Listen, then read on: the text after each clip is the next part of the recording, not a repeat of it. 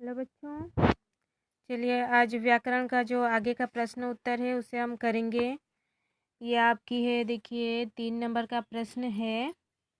कुछ भाषाओं के नाम लिखे हैं, इनमें से कुछ भाषाएं भारतीय हैं और कुछ विदेशी। तो भारतीय भाषाओं को वर्ग अ में तथा विदेशी भाषाओं को वर्ग ब में रखिए। ये आपका वर्ग अ है और ये वर्ग ब। तो इसमें आपको भारतीय भाषाएं जो हैं उन्हें लिखना है यहाँ पे, और यहाँ पे विदेशी भाषा जो हैं उन्हें लिखना है।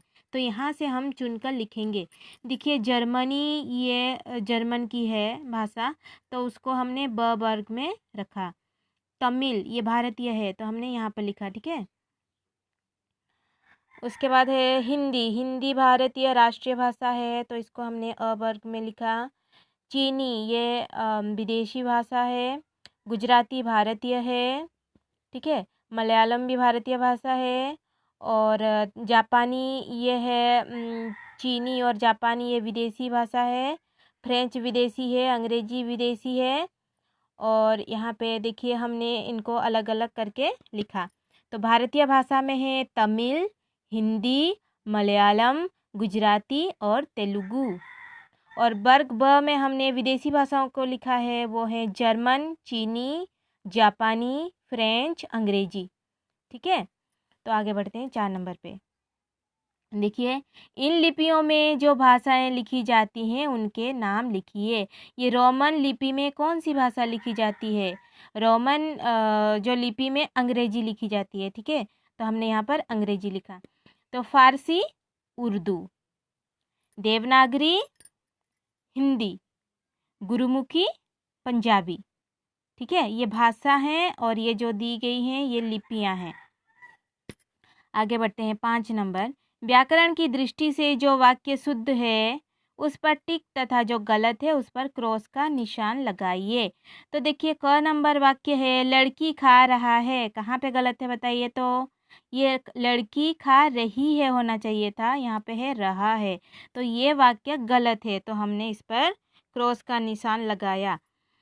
तो देखिए वर्षा हो रही है ये सही है, तो इस पर हमने टिक का निशान लगाया।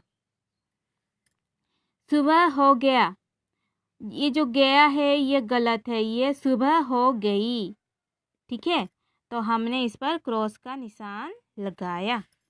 आगे देखते हैं।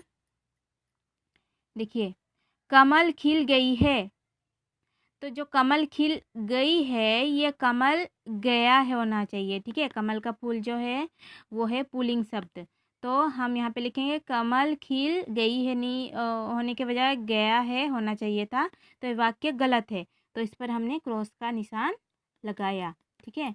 मुझे घर जाना है ये वाक्य सही है, तो हमने इस पर टिक का निशान लगाया। अब देखिए बहुविकल्पीय प्रश्न। एक प्रश्न के लिए आपके पास 2 विकल्प हैं, उनमें से सही विकल्प को चुनना है।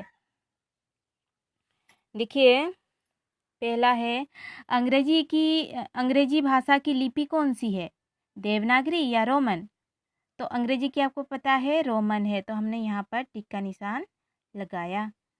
भारत की संपर्क भाषा कौन सी है? हिंदी, तो हमने हिंदी पर ये जो गोलाई है यहाँ पर हमने टिक का निशान लगाया।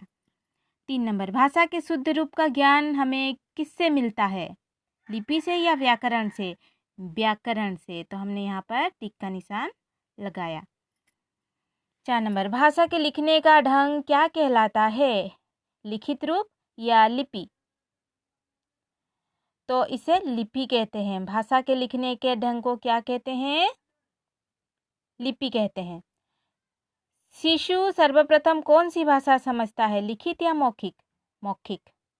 दाएं से बाएं कौन सी भाषा लिखी जाती है, हिंदी या उर्दू? उर्दू, तो उर्दू पर हमने टिक का निशान लगाया, ठीक है। तो आप भी इन्हें अपनी किताब पर भी कीजिए और कॉपी पर भी लिख के रखिए। और यहाँ पे जो है आपको विभिन्न भाषाओं की जो लिपियाँ हैं उनको आपको संग्रह करना है, ठीक है। पेपर कटिंग कहीं से भी तो लिपियों का संग्रह करके उन्हें काट कर अपनी स्क्रैप बुक में लगाना है। कौन सी भाषा, जैसे कि हिंदी की है अक्षर अंग्रेजी की है। ये जो जो जो जो भी आपको लिपि आपको मिले यहाँ पर आप उसको चिपकाइए। ठीक है, ठीक है, इतना काम करके रखिए आप। Thank you.